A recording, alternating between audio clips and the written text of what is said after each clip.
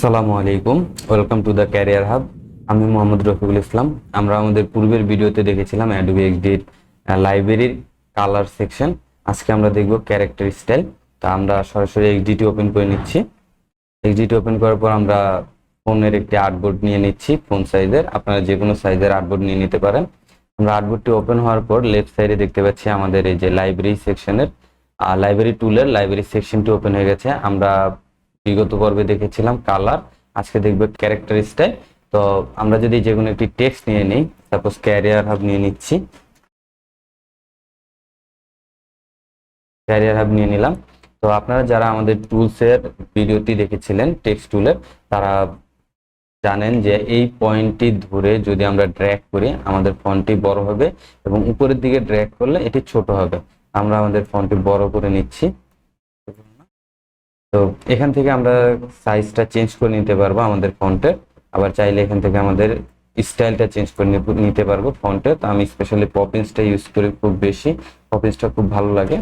দেন আমরা এখান থেকে ফন্টের সাইজটা মানে হোয়াইটটা যদি চেঞ্জ করতে চাই, এখানে সিলেক্ট করে যদি আমরা মাউসটা ড্র্যাগ করি নিচের দিকে, তাহলে আমরা স্টাইলটা চেঞ্জ করতে পারবো। আবার চাইলে এখানে এই অ্যারোর মাধ্যমে ক্লিক করেও আমরা স্টাইলটা চেঞ্জ করতে পারবো।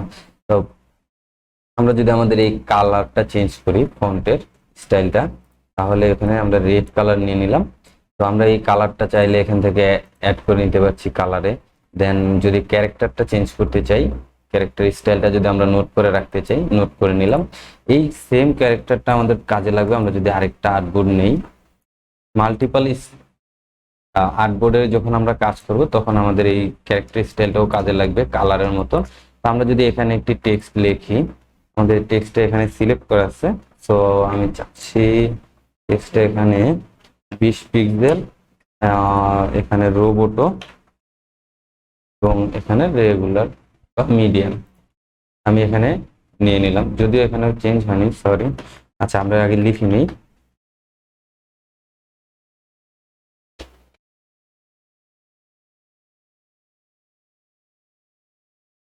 আমরা হাউ আর ইউ লিখে নিলাম। তাই আমরা এই ফন্টের সাইজটা এখান থেকে চেঞ্জ করে নিচ্ছি 20 পিক্সেল। ফন্ট নামটা হবে রোবোটো স্টাইলে এবং এখানে থাকবে মিডিয়াম। তো এটা আমাদের সাপোজ মনে করলাম একটি হেডার আমাদের এই পেজটির। তারপর যদি আমরা এই সেম পরবর্তী পেজে আমাদের এই হেডারটি ইউজ করতে চাই, এই ফন্টটাকে আমরা যদি এই সেম ক্যারেক্টার স্টাইলে করতে চাই, সেক্ষেত্রে আমরা খুব সহজে এখানে ক্যারেক্টার স্টাইলে এসে এই অপশনটির মাধ্যমে আমরা যদি ক্লিক করে দেই, দেখতে পাচ্ছেন আমাদের ফন্টটি চেঞ্জ হয়ে গেছে। আমরা যদি আবার এখানে কালার চেঞ্জ করতে চাই, আমাদের ফন্টের বা সাইজ যদি চেঞ্জ করতে চাই, সেম আমরা কালারে যেভাবে রাইট ক্লিক করেছি সেভাবে রাইট ক্লিক করব, ক্যারেক্টার স্টাইলে এডিট অপশনে যাব। দেন এখান থেকে আমরা চাইলে কালার চেঞ্জ করতে পারবো। দেখতে পাচ্ছেন সম্পূর্ণ দুটো টেক্সটেরই কালার চেঞ্জ হয়ে গেছে।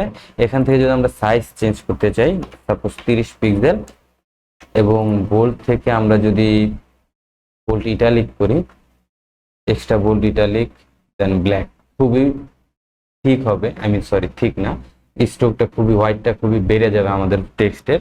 সো আমরা এইভাবে এই টেক্সটের কালারগুলো চেঞ্জ করতে পারবো এবং হোয়াইটটা চেঞ্জ করতে পারবো এই অপশনের মাধ্যমে রাইট ক্লিক করে। তারপর ক্যারেক্টার স্টাইল থেকে আবার আমরা এটাও করতে পারবো, এখান থেকে আমরা চাইলে যে কোনো একটি হেডারের যদি আমরা কালার বা সাইজ চেঞ্জ করতে চাই, সেক্ষেত্রে আমরা রাইট সাইডে চলে আসবো। এখান থেকে আমরা 40 করে দিচ্ছি,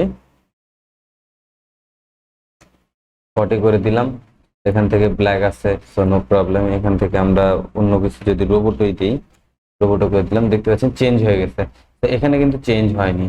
আপনারা যদি এখানে আবার এটাকে ক্লিক করি, সো আমাদের এটা যে সাইজে আছে এটা সেই সাইজে চলে এসেছে। তো আজকের জন্য বন্ধুরা এই পর্যন্তই। আশা করি আমাদের এই ক্লাসটি বা এই ভিডিওটি আপনাদের খুব হেল্পফুল হবে। তো আমাদের ভিডিওটি যদি ভালো লেগে থাকে আমাদের চ্যানেলটি সাবস্ক্রাইব করে দিবেন। আমাদের ভিডিওগুলো লাইক, কমেন্ট, শেয়ার করতে ভুলবেন না। ধন্যবাদ। আসসালামু আলাইকুম।